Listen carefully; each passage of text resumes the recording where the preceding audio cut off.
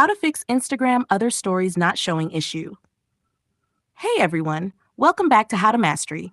In today's video, I'll show you how to fix the problem where Instagram is not showing other stories on your home screen. Let's get started.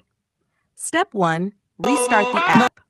First, close the Instagram app completely and then reopen it. Sometimes it's just a temporary glitch that clears up with a simple restart. Step 2. Clear cache. If you're on Android, try clearing the app cache. Go to Settings, Apps, Instagram, Storage, and tap Clear Cache. Then, reopen Instagram and check again. Step 3. Check for app updates. Go to the App Store or Google Play Store and check if there's an update available for Instagram.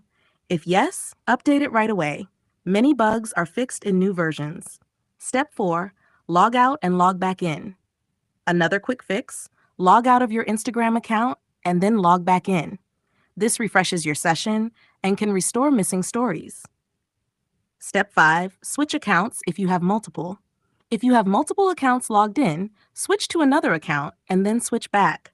This sometimes resets the story feed and shows the other stories section again. Reinstall Instagram. If none of that works, sure,